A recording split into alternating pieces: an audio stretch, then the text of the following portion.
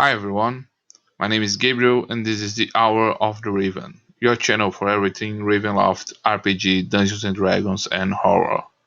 Today, we are going to take a short break on our journey through the mists, to talk a little about the recent Wizards of the Coast reveal about the return of the Ravenloft Campaign Setting to the 5th edition of Dungeons and Dragons, through the Richten Guide to Ravenloft. After 15 years without new products for the Ravenloft Campaign Setting, the news took me by surprise, and it's good to know that the setting is back from his grave. However, the information about the product left me and many older fans of Ravenloft at least cautious with the drastic changes. What do we know so far about the new book? All the information we have so far is from the promotional video about the content and some excerpts from a magazine article, which will further detail the new product. As would be expected, the new Ravenloft will adapt the setting we know for the 5th edition, so we will have new subclasses, spells, magic items, and specific game mechanics adapted to the Ravenloft setting.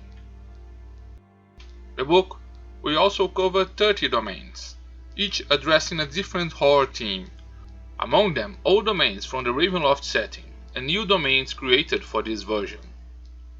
The news, however, reveals that the setting will be reimagined and undergo drastic changes. Among the many changes that were announced, the one that surprised me the most was that the domain will no longer be connected in the Ravenloft core. According to a published excerpt from the magazine that intends to cover the new book, they said, "This incarnation of Ravenloft reimagines a great deal of what came before. Past exploration of the setting directly linked many of the domains of Ravenloft into a pseudo-continent called the Core. We have taken the Core, the heart of the Ravenloft setting, and shattered it. In the new interpretation, every domain is a lonely island drifting through the mist." In addition to this drastic change in the setting, we have several domains and Dark Lords that will also be reimagined. The Lands of Lamordia will portray the theme of horror brought by science, and there will be a gender swap of their Dark Lords, Victor Mordenheim and Adan, who will now be reimagined as Victra Mordenheim, and her creation, the Flesh Golem Elise. The domain of Demonly, that was inspired by Renaissance France, will now be a dark fairy tale that sets a ghoulish masquerade. Its Dark Lord has ceased to be Dominique Donner, a manipulative mind influencer, to give way to the cruel Saidra Donner. Falkovnia, once a domain ruled by the sadistic warlord Vlad Drakov, inspired by the historical figure of Vlad Tepes the Impaler, will now be a zombie apocalypse, and its new Dark Lord will be Vladeska Drakov, a military leader who battles to defend the last city that still resists in the domain. The Dominion of Valakan will now have a hunting and survival team, inspired by Battle Royale and the Hunger Games.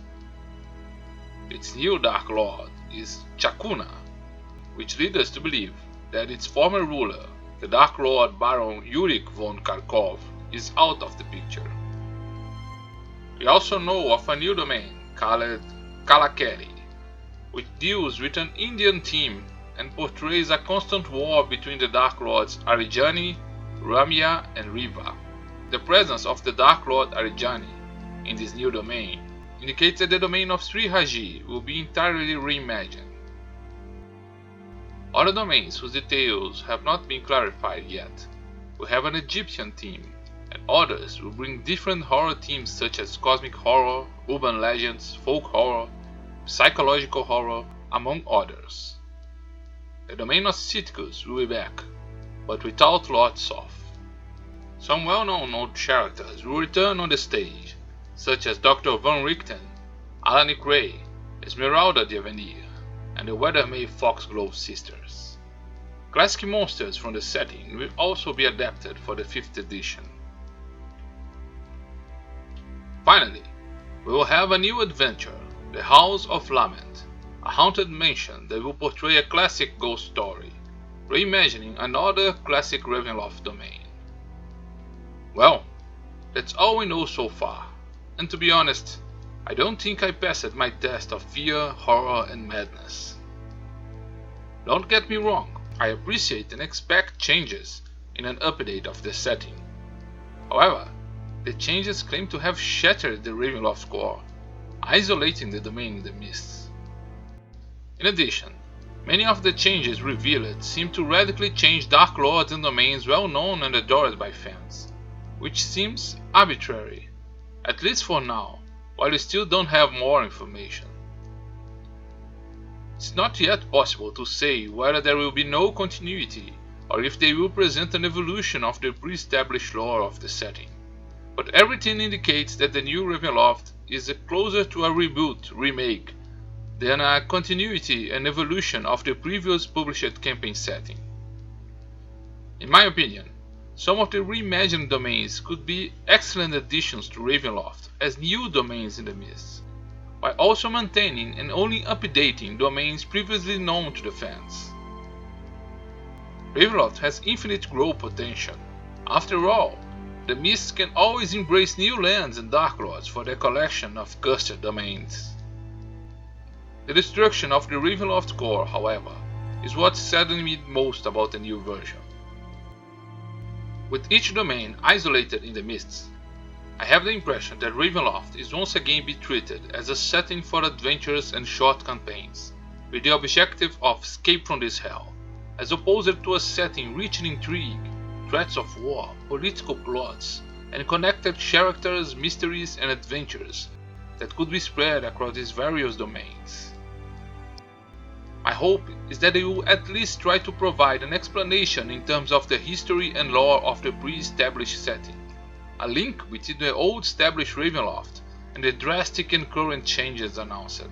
However, if we take Curse of Strahd as a basis, which has altered several points in the pre-established history of Strahd and Barovia, it's more likely that the changes will never be addressed or explained by the authors, and be simply imposed to the readers. In a recent poll on our community tab, most of our audience expressed a desire for us to also cover the new Ravenloft content. I will certainly cover the content of the new material, addressing the main difference and changes, and even the evolution or reformulation of the lore of the setting and the domains, new and old, that make up the new land of the Mists. That said, it's still not possible to know if the story of our characters while traveling through the Mists will be compatible with the changes proposed in the setting, especially considering the possible disregard of the previous lore and the destruction of the core.